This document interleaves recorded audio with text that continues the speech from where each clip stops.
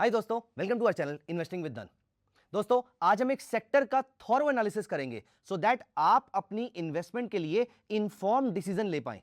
हम इस video series में ऐसे सेक्टर्स का डिस्कशन करेंगे, ऐसे सेक्टर्स को डायसेक्ट करेंगे जिनको लेकर हम और इंडिया के बड़े बड़े इन्वेस्टर्स ऑप्टिमिस्टिक हैं। ऑल्सो जिस सेक्टर्स में आपके लिए अपॉर्चुनिटीज जनरेट हो रही हैं आने वाले सालों में, वो सारे सेक्टर्स हम इस वीडियो सीरीज में डिस्कस करने वाले हैं। दोस्तों, आज हम इस वीडियो सीरीज की शुरुआत कर रहे हैं।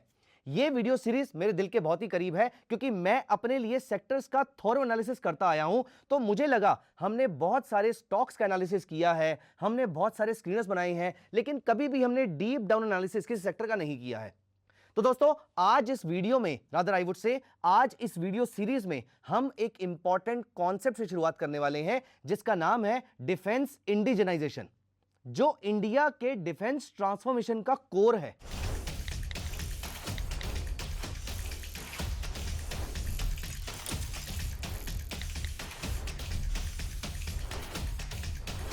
सिंपल टर्म्स में अगर हम समझें तो डिफेंस इंडिजनाइजेशन का मतलब है इंपोर्ट्स पर डिपेंडेंस कम करना और अपनी डोमेस्टिक कैपेबिलिटी बिल्ड करना डिफेंस मैन्युफैक्चरिंग में।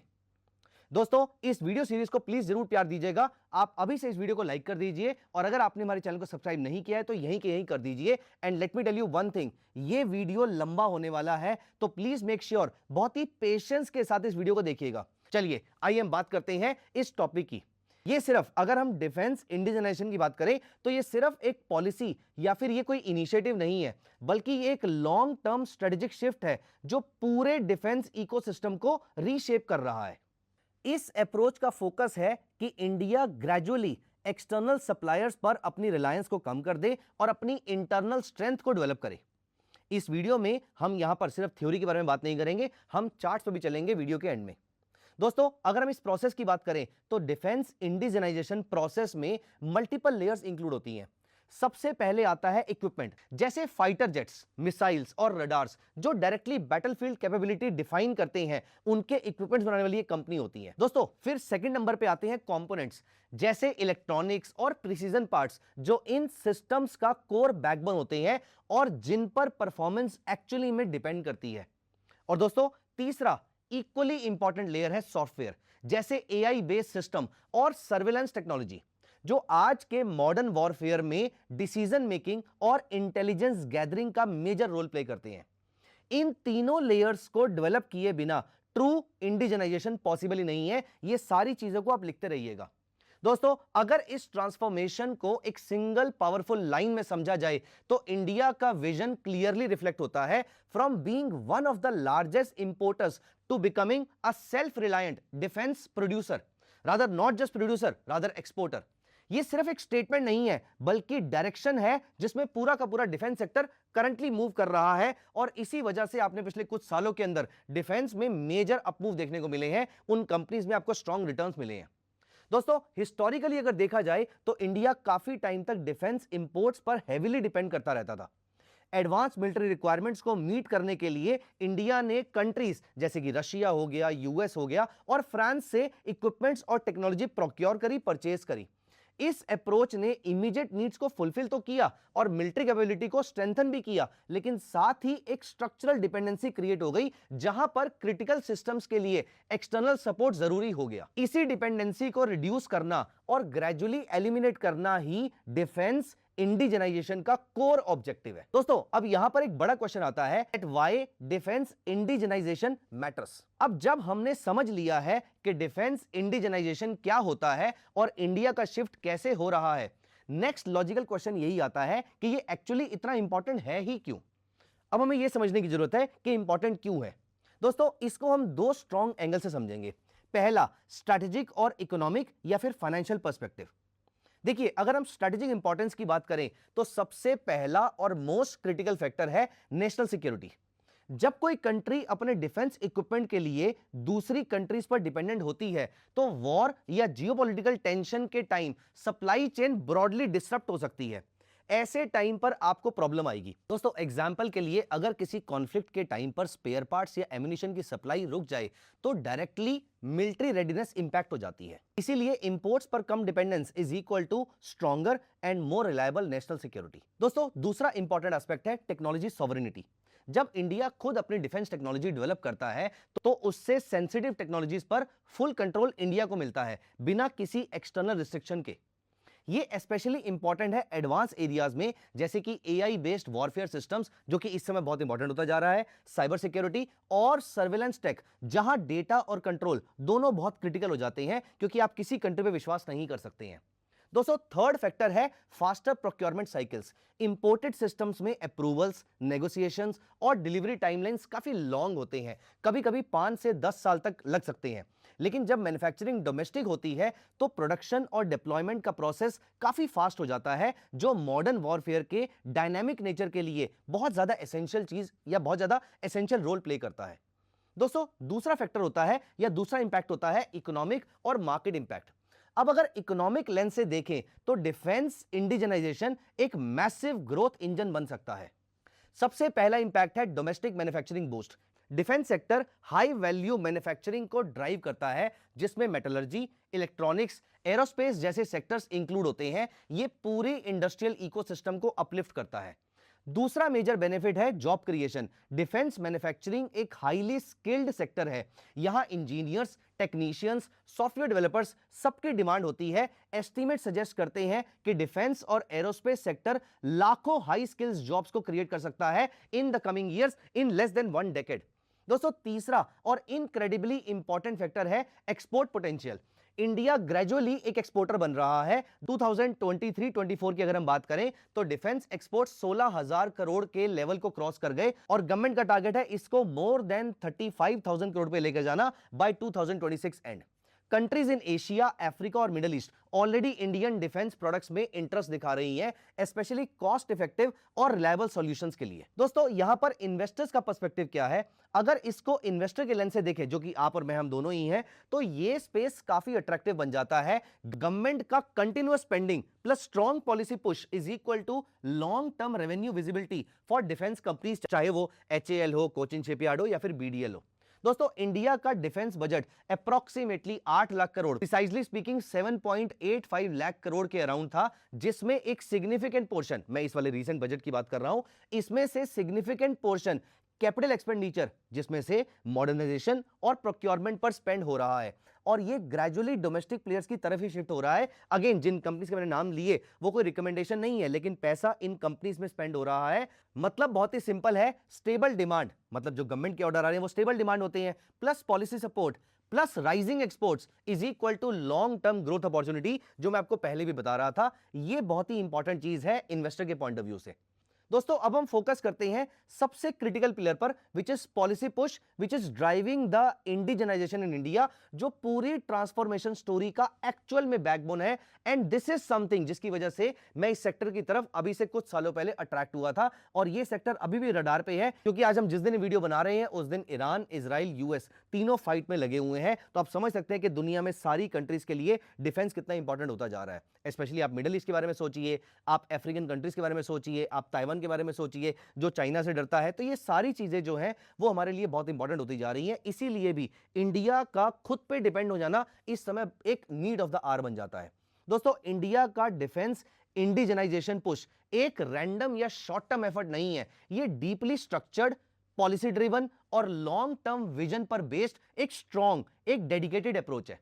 गवर्नमेंट ने मल्टीपल लेयर्स पर काम किया है। मैं खुद भी जब न्यूज़पेपर पढ़ता हूं, आर्टिकल्स पढ़ता हूं, तो मैंने एक चीज नोटिस करी है कि गवर्नमेंट ने बहुत सारे लेयर्स पे एक साथ काम किया है। जैसे कि सबसे पहले एक बड़ा विजन सेट करना, जो कि पिछले 50 साल में नहीं हुआ था। यहां पर मैं कोई पॉलिटिकल ओपिनियन नहीं प्रेजेंट करूंगा, मैं सिर्फ फैक्ट्स के बारे में बात करूंगा। प्रोक्योरमेंट के रूल्स को चेंज किया गया है, फंडिंग को एलोकेट कैसे करना है इस पूरे प्रोसेस को रिफाइन किया गया है और इकोसिस्टम को ओपन किया गया है प्राइवेट प्लेयर्स के लिए, इंटरनेशनल प्लेयर्स के लिए, सो दैट ये सिस्टम अच्छे से रन कर पाए। इसकी वजह से एक sustainable domestic defence industry build हो सकती है आने वाले कुछ सालों में और आने वाले डेकेड्स में इंडिया के अंदर। दोस्तों सबसे पहला पिलर है आत्मनिर्भर भारत। दोस्तों मैंने नोटिस किया है कि ये इनिशिएटिव सिर्फ एक स्लोगन नहीं है। गवर्नमेंट के जब मैं आर्टिकल्स पढ़ता हूं, फ्रेमवर्क पढ़ता हूं, तो मुझे समझ में आया कि ये एक स्ट्रेटेजी फ्रेमवर्क है जो इंडिया को सेल्फ रिलायंट बनने के लिए डिजाइन किया गया है, या इंडिया को बनाने के लिए, सेल्फ रिलायंट बनाने के लिए एक्चुअली में डिजाइन किया गया है। डिफेंस सेक्टर इसमें सेंट्रल रोल प्ले करता है। मैंने नोटिस किया है कि 2020 के बाद से गवर्नमेंट का फोकस बहुत ज्यादा डिफेंस के ऊपर रहा है, क्योंकि सिक्योरिटी और इकोनॉमिक ग्रोथ दोनों इस पर्टिकुलर सेक्टर के अंदर इंटरसेक्ट कर जाते हैं। इसके थ्रू गवर्नमेंट क्लियरली सिग्नल देती है कि फ्यूचर डायरेक्शन क्या है। इंपोर्ट्स रिड्यूस करना और ग्लोबल कैपेबिलिटी को एग्रेसिवली बिल्ड करना, ये गवर्नमेंट के आर्टिकल से और गवर्नमेंट के एक्शन से मुझे अभी तक समझ में आ रहा है। ये दो चीजें हैं जो गवर्नमेंट के लिए बहुत ज्यादा इंपॉर्टेंस है। इसमें से कैपेबिलिटी बिल्ड करना गवर्नमेंट के लिए मुझे लगता है कि सबसे ज्यादा इंपॉर्टेंट होता जा रहा है इस समय, सो दैट हम अपने वॉर्स को इंडिपेंडेंटली लड़ पाए फ्यूचर के अंदर। भगवान ना करे कोई वॉर हो, लेकिन अगर होता है तो भी। दोस्तों इसके बाद आता है डिफेंस एक्विजिशन प्रोसीजर, जिसे कहते हैं डैप। इसे मैं डैप के नाम से बुलाऊंगा बाकी पूरी वीडियो के अंदर, तो आप याद रखिएगा डैप 2020 में जो आया था, ये एक्चुअली में ग्राउंड लेवल एग्जीक्यूशन का कोर मैकेनिज्म है। पहले प्रोक्योरमेंट प्रोसेस कॉम्प्लेक्स, स्लो और इंपोर्ट हैवी था, लेकिन डैप 2020 ने इसको रीस्ट्रक्चर किया। इसमें बाय इंडियन आईडीडीएम, आईडीडीएम का मतलब होता है indigenously designed, developed and manufactured, category को हाईएस्ट प्रायोरिटी दी गई है। दोस्तों इसका मतलब यह है कि IDDM which is indigenously design, developed and manufactured products को सबसे पहले कंसीडर किया जाएगा। इससे एक स्ट्रॉन्ग पाइपलाइन क्रिएट होती है जहां पर फ्यूचर कॉन्ट्रैक्ट्स का मेजर शेयर डोमेस्टिक कंपनीज को मिलने लगता है। This gives them visibility and confidence to invest. तो यह एक बहुत ही इंपॉर्टेंट पैरामीटर है आत्मनिर्भर भारत का। दोस्तों तीसरा स्ट्रॉन्ग ड्राइवर है मेक इन इंडिया इनिशिएटिव, जो मैन्युफैक्चरिंग इकोसिस्टम को एक्सपैंड करता है। डिफेंस सेक्टर में इसका इंपैक्ट यह है कि ग्लोबल डिफेंस कंपनीज को एनकरेज किया जा रहा है कि वो इंडिया में ही प्रोडक्शन यूनिट सेटअप करें। यह सिर्फ प्रोडक्शन नहीं है, बल्कि टेक्नोलॉजी का ट्रांसफर है। इससे स्किल डेवलपमेंट होती है और सप्लाई चेन लोकलाइजेशन को भी बूस्ट मिलता है इस पूरे प्रोसेस की वजह से। तो मेक इन इंडिया एक बहुत ही स्ट्रॉन्ग पिलर बन जाता है। ग्रेजुअली इंडिया सिर्फ असेंबलर नहीं, बल्कि वैल्यू क्रिएटर बनने की डायरेक्शन में मूव कर रहा है। यह इस सेक्टर को सबसे बड़ा बूस्ट प्रोवाइड कर सकता है। दोस्तों अब आते हैं कुछ टारगेटेड पॉलिसी टूल्स पर जो डायरेक्टली इंडिजनाइजेशन को एक्सेलरेट करते हैं। सबसे इंपैक्टफुल है नेगेटिव इंपोर्ट लिस्ट, जिन्हें पॉजिटिव इंडिजनाइजेशन लिस्ट भी बोला जाता है या फिर कहा जा सकता है। गवर्नमेंट ने 400 प्लस डिफेंस आइटम्स को फेज्ड मैनर में इंपोर्ट बैन लिस्ट में डाल दिया है, इंक्लूड कर दिया है, इंक्लूडिंग सिस्टम्स, सब सिस्टम्स और कंपोनेंट्स। इसका डायरेक्ट इफेक्ट यह होता है कि डोमेस्टिक मैन्युफैक्चरर्स के लिए एश्योर्ड डिमांड क्रिएट हो जाती है। यह काम यूएस ने भी पहले कर रखा है, रशिया ने भी पहले कर रखा है। यह उन्हें स्केल और इन्वेस्ट करने के लिए इंसेंटिवाइज करता है। यूएस ने जब कभी भी डिफेंस के बारे में, अपनी इंडस्ट्री को ग्रो करने के बारे में सोचा था, तब सबसे पहला काम उन्होंने यही किया था जो इंडियन गवर्नमेंट ने भी इस समय यहां पर किया है, जिसमें से कुछ भी गलत सही नहीं है। हमारी कंट्री को इसकी वजह से और लोकल मैन्युफैक्चरर को इसकी वजह से बूस्ट मिलने वाला है। दोस्तों फाइनेंशियल बैकिंग की अगर हम बात करें तो बजट एलोकेशन का ट्रेंड भी क्लियरली शिफ्ट हो रहा है। यह बात आपने भी पिछले 5-7 साल के बजट में देख ली होगी। इंडिया का डिफेंस बजट इस समय 7.85 लाख करोड़ से ऊपर के अराउंड का है, और इसमें से कैपिटल प्रोक्योरमेंट बजट का 68% डोमेस्टिक इंडस्ट्री के लिए ईयर मार्क्ड है। मतलब ऑलमोस्ट 70% पैसा डोमेस्टिकली ही स्पेंड होगा। यह एक बहुत बहुत बहुत स्ट्रॉन्ग सिग्नल है, क्योंकि पॉलिसीज तभी इफेक्टिव होती है जब उनके साथ एक्चुअल कैपिटल सपोर्ट हो। और यहां पर यह बहुत बड़ा फैक्टर है जिसकी वजह से यह पूरी की पूरी जो इंडस्ट्री है वो बहुत ज्यादा ग्रो कर सकती है। दोस्तों इसके साथ ही एक स्ट्रक्चर शिफ्ट हो रहा है प्राइवेट सेक्टर पार्टिसिपेशन में। हिस्टोरिकली अगर आप समझें तो defence manufacturing largely public sector dominated थी, ये बात बताने की भी जरूरत नहीं है। लेकिन अब पॉलिसीज एक्टिवली पुश कर रही हैं कि प्राइवेट कंपनीज, स्टार्टअप्स और एमएसएमईज इस पूरे इकोसिस्टम का पार्ट बन जाए। आज इंडिया में 100 plus defence startups drones, AI systems, robotics, surveillance technologies पर काम कर रहे हैं, जो इनोवेशन को एक्सेलरेट कर रही हैं। दोस्तों ये डाइवर्सिफिकेशन इकोसिस्टम को ज्यादा एजाइल और कंपेटिटिव बनाता है, और ये इस सेक्टर को बूस्ट प्रोवाइड कर सकता है। एक और इंपॉर्टेंट लेयर जो क्वाइटली काफी बड़ा इंपैक्ट क्रिएट कर रही है वो है FDI policy liberalisation. Defence sector में 74% एफडीआई ऑटोमेटिक रूट से अलाउ किया गया है, और हायर स्टेक गवर्नमेंट अप्रूवल के थ्रू पॉसिबल है।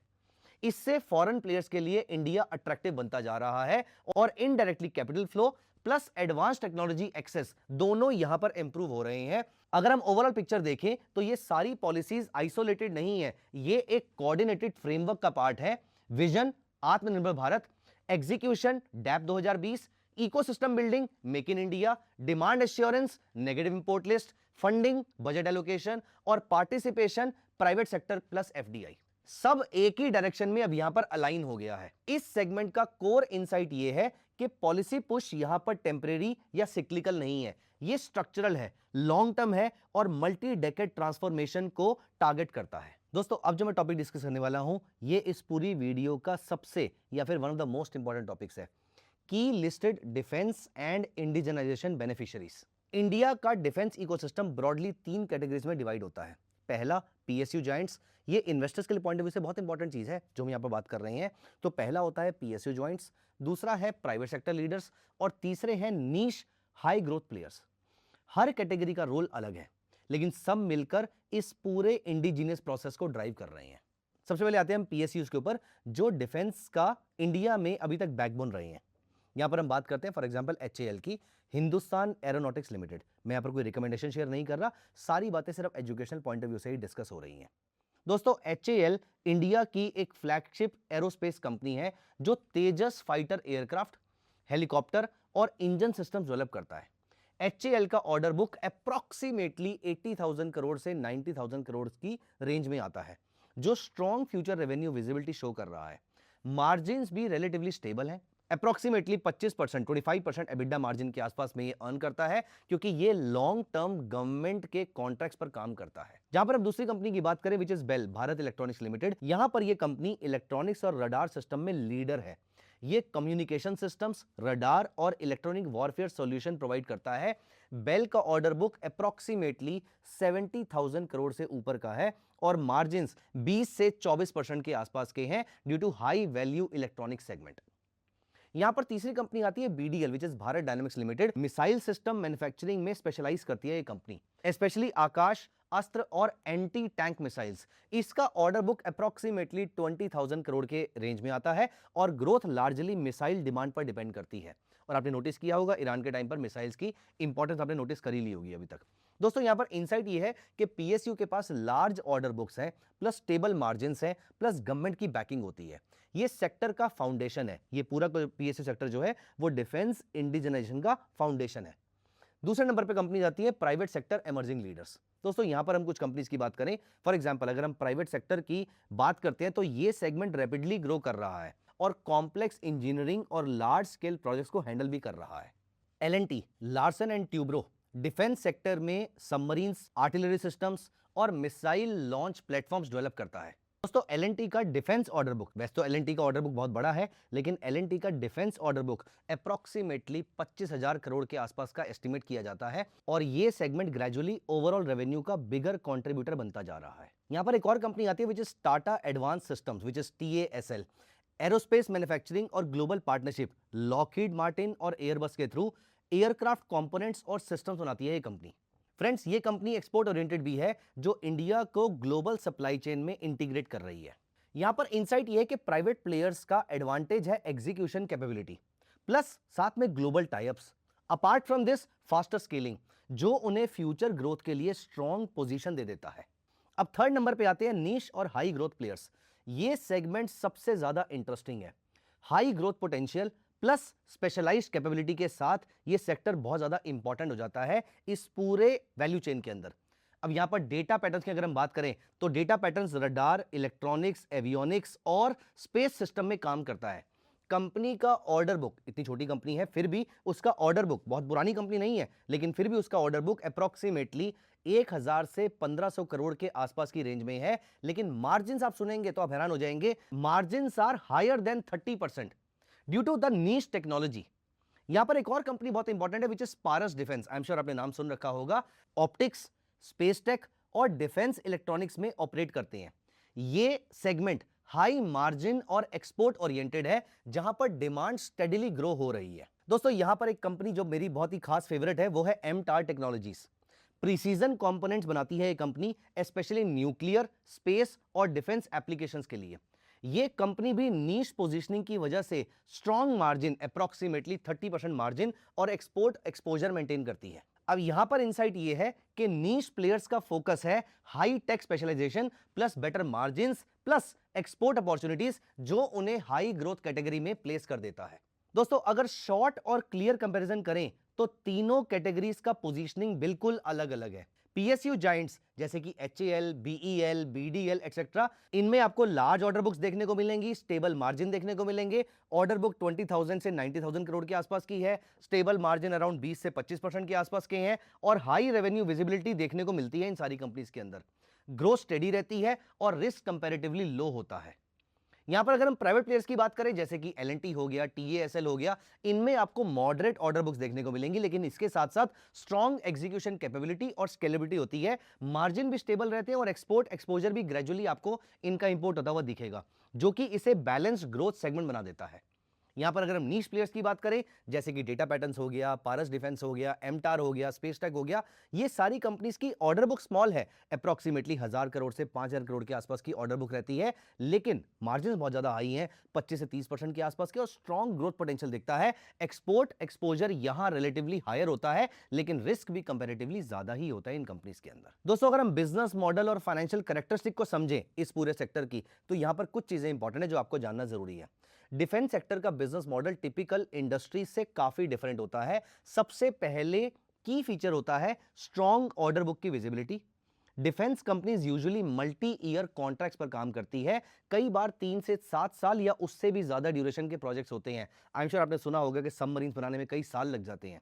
इस वजह से ऑर्डर बुक इस टू रेवेन्यू का जो रेशो होता है वो 3:6 टाइम्स तक देखने को मिल जाता है, जैसे कि companies like HAL, BEL etcetera. ये हाई रेशो एक स्ट्रॉन्ग इंडिकेटर होता है कि फ्यूचर रेवेन्यू लार्जली सिक्योर्ड है, जो कि इस सेक्टर को प्रिडिक्टेबिलिटी प्रोवाइड करता है। लेकिन यहां एक नुआंस भी है, एग्जीक्यूशन डिलेज या प्रोजेक्ट स्लिपेजेस कभी कभी एक्चुअल रेवेन्यू रियलाइजेशन को इंपैक्ट कर सकते हैं, इसीलिए सिर्फ ऑर्डर बुक देखना एनफ नहीं होता है। दोस्तों दूसरा इंपॉर्टेंट फैक्टर होता है high entry barriers. Defence sector में एंट्री लेना सिर्फ कैपिटल गेम नहीं है, यहां deep technology capabilities, regulatory approvals, certifications और लॉन्ग टेस्टिंग साइकिल्स की भी रिक्वायरमेंट होती है। किसी भी प्रोडक्ट को डिप्लॉय होने से पहले मल्टीपल स्टेजेस ऑफ ट्रायल्स और वैलिडेशन से गुजरना पड़ता है। इस वजह से नए एंट्रेंट्स के लिए एंट्री बहुत टफ होती है, जो पुराने प्लेयर्स के लिए बहुत ही अच्छा रोल प्ले करती है आपके लिए इन्वेस्टमेंट के पॉइंट ऑफ व्यू से, और जो एग्जिस्टिंग प्लेयर्स हैं उनके पास एक स्ट्रॉन्ग कंपेटिटिव मोट हो जाती है और लॉन्ग टर्म पोजीशनिंग एडवांटेज होता है ये उनके पास। ये बैरियर एक तरीके से इनकम्बेंट्स को प्रोटेक्ट करता है और प्राइसिंग पावर भी इनडायरेक्टली सपोर्ट कर देता है। दोस्तों थर्ड एस्पेक्ट है वर्किंग कैपिटल इंटेंसिटी, जो इस सेक्टर की एक क्रिटिकल फाइनेंशियल कैरेक्टरिस्टिक है। डिफेंस प्रोजेक्ट्स का ड्यूरेशन लॉन्ग होता है और पेमेंट्स यूजुअली माइलस्टोन बेस्ड या डिलेड होते हैं। इसका मतलब यह है कि कंपनीज को इन्वेंट्री मेंटेन करनी पड़ती है, रिसीवेबल्स रेशो हाई रहती है और कैश कन्वर्जन साइकिल स्ट्रेच हो सकती है। स्पेशली पीएसयूज में वर्किंग कैपिटल डेज 150 से 300 दिन तक के हो सकते हैं, ये भी आपको देखने को मिल सकते हैं। इस सिचुएशन में कंपनीज को स्ट्रॉन्ग बैलेंस शीट और discipline cash flow management maintain करना बहुत जरूरी होता है। अब हम आते हैं एक क्रूशियल सेगमेंट पर। हम यहां पर सेक्टर का एनालिसिस कर रहे हैं और यहां पर हम बात कर रहे हैं डिफेंस इंडिजनाइजेशन की। दोस्तों डिफेंस इंडिजनाइजेशन, जो कि मैंने पहले भी डिस्कस किया, ये कोई शॉर्ट टर्म साइकिल नहीं है, बल्कि एक डीप स्ट्रक्चरल टेलविंड से ड्रिवन लॉन्ग ड्यूरेशन स्टोरी है। ज्यादातर एनालिस्ट को यही लगता है, ज्यादातर फंड हाउसेस को भी यही लगता है। सबसे पहला और मोस्ट विजिबल ड्राइवर है इंक्रीजिंग डिफेंस बजट। क्यों लगता है सभी को कि सेक्टर बहुत इंपॉर्टेंट है? वो है डिफेंस बजट के अंदर इसका एलोकेशन लगातार बढ़ता जा रहा है, लगातार ग्रो होता जा रहा है। 2024 में 6 लाख करोड़ और आज की डेट में अप्रॉक्सीमेटली 8 लाख करोड़ के आसपास के लेवल पर सबसे इंपॉर्टेंट इसमें कैपिटल एक्सपेंडिचर का शेयर ग्रेजुअली इंक्रीज होता जा रहा है। कैपिटल स्पेंडिंग का मतलब होता है न्यू इक्विपमेंट, मॉडर्नाइजेशन और टेक्नोलॉजी अपग्रेड्स, जो डायरेक्टली डोमेस्टिक मैन्युफैक्चरर्स को बेनिफिट करता है। ये एक रेकरिंग डिमांड पाइपलाइन क्रिएट करता है जहां पर गवर्नमेंट कंटिन्यूअस बायर बनी रहती है। दोस्तों दूसरा मेजर स्ट्रक्चरल ड्राइवर है एक्सपोर्ट पुश। इंडिया अब सिर्फ अपनी डोमेस्टिक नीड्स तक लिमिटेड नहीं रहना चाहता है, बल्कि ग्लोबल डिफेंस मार्केट में अपनी प्रेजेंस बिल्ड कर रहा है। करंट रिपोर्ट्स कहती है कि 16,000 करोड़ प्लस, मतलब $2 बिलियन प्लस क्रॉस कर चुके हैं और गवर्नमेंट का टारगेट है इसे 5 से 10 बिलियन डॉलर की रेंज तक स्केल करके लेकर जाना। दोस्तों थर्ड पावरफुल ड्राइवर है इंडिजीनियस प्लेटफॉर्म्स के डेवलपमेंट। इसका मतलब यह है इंडिया ग्रेजुअली अपना तेजस फाइटर एयरक्राफ्ट, मिसाइल सिस्टम जैसे कि ब्रह्मोस और एडवांस रडार टेक्नोलॉजीज को डेवलप कर रहा है। दोस्तों अब तक हमने ग्रोथ ड्राइवर्स और अपॉर्चुनिटीज देखी हैं, लेकिन एक बैलेंस अंडरस्टैंडिंग के लिए रिस्क और प्रैक्टिकल इन्वेस्टिंग अप्रोच को समझना भी इक्वली इंपॉर्टेंट है, आपके और मेरे दोनों के लिए। सबसे पहला और कॉमन चैलेंज है execution delays. Defence projects inherently complex होते हैं, डिजाइन, टेस्टिंग, सर्टिफिकेशन, अप्रूवल्स, सब कुछ टाइम लगता है। टिपिकल प्रोजेक्ट टाइमलाइंस 3 से 7 साल तक स्ट्रेच कर सकते हैं और कभी कभी डिलेस 6 से 18 महीने के भी देखने को मिल सकते हैं। दोस्तों सेकंड मेजर रिस्क है गवर्नमेंट डिपेंडेंसी। डिफेंस सेक्टर का approximately 70 to 90% revenue government contract से आता है। यह डिमांड को स्टेबल बनाता है, लेकिन साथ ही पॉलिसी रिस्क भी क्रिएट कर देता है। बीच में अगर गवर्नमेंट चेंज होगी, पॉलिसी चेंज होगी, तो आपकी पूरी पाइपलाइन खराब हो जाएगी। थर्ड चैलेंज है technology gap versus global leaders. India ने काफी प्रोग्रेस करी है, there is no doubt about this, लेकिन एडवांस सेगमेंट्स में अभी भी गैप एग्जिस्ट करता है, specially jet engines, semiconductor grade electronics और हाई एंड डिफेंस सिस्टम्स में। ग्लोबल लीडर्स R&D पर अपने रेवेन्यू का 8 से 12% तक स्पेंड करते हैं, जबकि इंडिया में ये रेशो कंपैरेटिवली वेरी लो है। इस गैप को ब्रिज करने के लिए लॉन्ग टर्म कैपिटल इन्वेस्टमेंट और कोलैबोरेशन रिक्वायर्ड रहेंगे। अब यहां पर लास्ट क्वेश्चन ये आता है कि how investors should be approaching this entire theme. दोस्तों अगर आप इस सेक्टर में इन्वेस्ट करना चाहते हैं तो अप्रोच थीम बेस्ड नहीं, डेटा ड्रिवन और डिसिप्लिन होनी चाहिए। डिफेंस एक लॉन्ग टर्म स्टोरी है, लेकिन स्टॉक सिलेक्शन ही रिटर्न डिसाइड करेगा। सबसे पहले फोकस करें स्ट्रॉन्ग ऑर्डर बुक ग्रोथ पर। आइडियली कंपनीज का order book is to revenue ratio 3 से 6 गुना से ऊपर का होना चाहिए, जो इंडिकेट करता है कि 3 से 5 साल की रेवेन्यू विजिबिलिटी ऑलरेडी सिक्योर्ड है। सिर्फ साइज नहीं, क्वालिटी ऑफ ऑर्डर बुक भी इंपॉर्टेंट है। Repeat orders, large platform contracts और एग्जीक्यूशन पाइपलाइन का कंसिस्टेंसी देखना बहुत ज्यादा जरूरी हो जाता है। कंपनी जैसे कि HAL, जैसे कि भारत इलेक्ट्रॉनिक्स लिमिटेड, इस एस्पेक्ट में स्ट्रॉन्ग ट्रैक रिकॉर्ड मेंटेन करती रही हैं। दोस्तों दूसरा, इवैल्यूएट करें कि एग्जीक्यूशन ट्रैक रिकॉर्ड कैसा है आपकी कंपनी का। डिफेंस सेक्टर में डिलेस कॉमन होते हैं, इसीलिए आपको देखना होगा कि कंपनी हिस्टोरिकली प्रोजेक्ट टाइमलाइंस और रेवेन्यू कन्वर्जन को कितना एफिशिएंटली मैनेज कर रही है। Strong players generally order inflow को 2 से 4 साल की साइकिल में रेवेन्यू में कन्वर्ट कर देते हैं, जबकि वीक एग्जीक्यूशन वाली कंपनीज में यह साइकिल लंबा स्ट्रेच हो जाता है। दोस्तों थर्ड फैक्टर है एक्सपोर्ट डाइवर्सिफिकेशन। अभी इंडिया का डिफेंस एक्सपोर्ट मार्केट 16,000 करोड़ के आसपास का है, लेकिन टारगेट अप्रोक्सीमेटली 5 से 10 बिलियन डॉलर, जो कि इस समय 2 बिलियन डॉलर के आसपास का है, इसको 10 बिलियन डॉलर तक ले जाने का टारगेट है। कंपनीज अर्ली स्टेज पर ही एक्सपोर्ट्स बिल्ड कर रही हैं, उनके पास higher growth runway plus better margins, that is global pricing advantage होता है। एक्सपोर्ट शेयर ग्रेजुअली 10 से 30% रेवेन्यू मिक्स तक जा सकता है इन strong players over the period of time. दोस्तों चौथी चीज, क्लोजली देखें कि फाइनेंशियल क्वालिटी मैट्रिक्स कैसी है। यहां पर मैं कुछ मैट्रिक्स आपको बता देता हूं जो आपके काम आएंगे, और हम सेम चीज अभी धन के स्कैनेक्स टर्मिनल पर भी देखने वाले हैं। यहां पर आपको देखना चाहिए कि आपकी जो कंपनी का ROC है वो 15 से 25% की रेंज में कम से कम होना चाहिए। ये आपकी कैपिटल की एफिशिएंसी शो करता है। यहां पर अगर हम वर्किंग कैपिटल डेज की बात करें तो 150 से 300 प्लस डेज को ट्रैक करें। कंपनी जो इस साइकिल को कंट्रोल कर पाती है उनका कैश फ्लो हेल्दियर होता है। साथ ही एबिडा मार्जिन 20 से 30% की रेंज में होना चाहिए, और उनका ट्रेंड भी इंपॉर्टेंट है, या तो स्टेबल हो या फिर इंप्रूविंग मार्जिन्स इंडिकेट करते हैं कि कंपनी वैल्यू एडिशन कर रही है। दोस्तों साथ ही कुछ चीजें अवॉइड करना इक्वली इंपॉर्टेंट है, जैसे कि प्योर हाइप ड्रिवन स्टॉक्स जहां पर वैल्यूएशन 40 to 80x के PE प्लस पे मल्टीपल पे ट्रेड हो रहे हो, वहां पर वो भी बिना किसी अर्निंग ग्रोथ के, वहां पर आपको कॉशियस होना चाहिए, क्योंकि ये आपके लिए रिस्की बेट्स हो सकते हैं। और कंपनीज जिनके पास रियल टेक्नोलॉजिकल कैपेबिलिटी या एग्जीक्यूशन हिस्ट्री नहीं है, लेकिन सिर्फ थीम के मोमेंटम पर ग्रो हो रही हैं, उनमें डाउनसाइड रिस्क ज्यादा होता है। जब सेंटीमेंट रिवर्स होता है तो ऐसे टाइम पर इन कंपनीज में फॉल आपको ज्यादा देखने को मिलता है। एक प्रैक्टिकल स्ट्रेटजी ये हो सकती है, आप पोर्टफोलियो को डाइवर्सिफाई करें अक्रॉस स्ट्रॉन्ग कैटेगरीज या फिर अक्रॉस डिफरेंट कैटेगरीज। PSUs जैसे कि BEL हो गया, ये आपको स्टेबिलिटी, प्रिडिक्टेबल कैश फ्लो और स्ट्रॉन्ग ऑर्डर विजिबिलिटी देते हैं। वहीं पर प्राइवेट और नीश प्लेयर्स जैसे कि डेटा पैटर्न्स या MTAR टेक्नोलॉजीज आपको हायर ग्रोथ पोटेंशियल और मार्जिन एक्सपेंशन अपॉर्चुनिटीज प्रोवाइड करते हैं। दोस्तों फाइनल कंक्लूजन पे जाने से पहले मैं यहां पर आपको इनके पैरामीटर्स दिखा देता हूं। यहां पर हम चलते हैं धन के स्कैनेक्स टर्मिनल पर। अब आपको इनमें से किसी भी कंपनी को एनालाइज करना है तो आप ऊपर सर्च में जाएंगे और यहां पर फॉर एग्जाम्पल मैं MTAR टाइप कर देता हूं, जो कि एक नीश सेक्टर की कंपनी है, और यहां पर मैं एक बड़ी कंपनी भी उठा लेता हूं। फॉर एग्जाम्पल हम यहां पर HAL ले लेते हैं, तो ये दोनों कंपनीज को आप यहां पर एनालाइज कर सकते हैं। इस जगह पर देखिए तो आपको पिछले 1 साल में 274% के आसपास के रिटर्न देखने को मिल रहे हैं, 5 साल में 454% के रिटर्न्स देखने को मिल रहे हैं।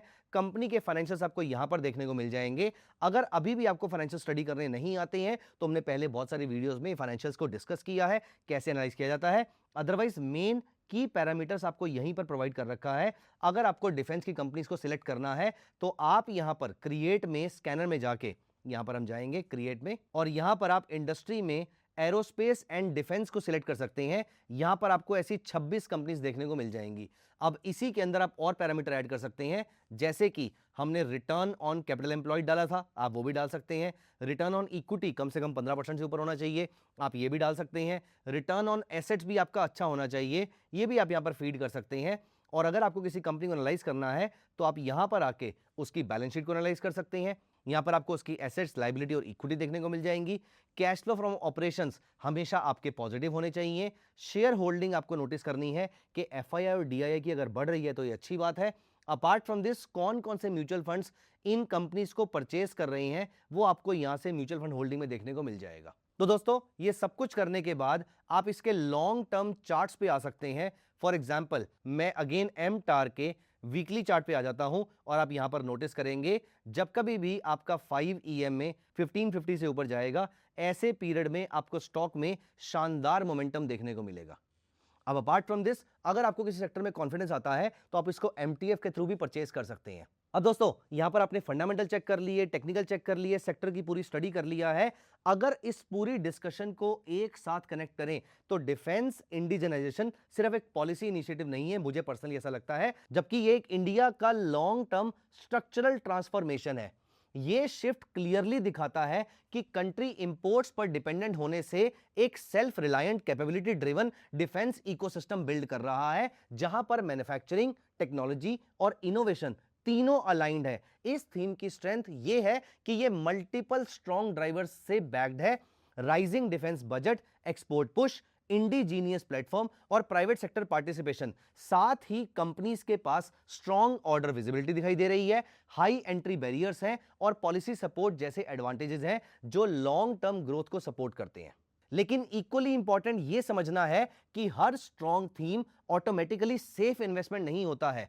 एग्जीक्यूशन डिलेज हो सकते हैं, गवर्नमेंट की डिपेंडेंसी बहुत ज्यादा है, टेक्नोलॉजी गैप्स हैं और वैल्यूएशन रिस्क जैसे फैक्टर्स हमेशा प्रेजेंट रहेंगे। इसीलिए इस सेक्टर में सक्सेस उन्हीं कंपनीज को मिलेंगी जो कंसिस्टेंटली डिलीवर कर पा रही हैं, not just promising the growth but executed. Investor के पर्सपेक्टिव से ये एक ऐसा स्पेस है जहां पर पेशेंस, सिलेक्शन और डिसिप्लिन तीनों बहुत जरूरी है। एक balanced approach, PSU stability plus private sector growth plus niche innovation, तीनों लॉन्ग टर्म में बेटर रिस्क रिवॉर्ड दे सकती है। आप इसके टेक्निकल धन चार्ट पे दे सकते हैं और आप इसके फाइनेंशियल्स को धन के स्कैनेक्स टर्मिनल पे जाके चेक कर सकते हैं। आप एमटीएफ यूज कर सकते हैं या फिर आप कैश मार्केट में ट्रेड कर सकते हैं। दोस्तों ये पूरा इनिशिएटिव आपको कैसा लगा, इस पूरे के पूरे सेक्टर का एनालिसिस कैसा लगा, आप प्लीज हमें कमेंट में जरूर बताइएगा। अगला वीडियो हम तभी करेंगे अगर आप इस वीडियो को प्यार देंगे। अगर आपको ये थॉरो वीडियो समझ में आता है तो कमेंट्स में नेक्स्ट सेक्टर लिखिएगा, मैं जल्दी उसका वीडियो लेकर आऊंगा। मिलते हैं अगली वीडियो में, bye bye, take care of yourself. Investments in the securities market are subject to market risk. Read all the related documents carefully before investing.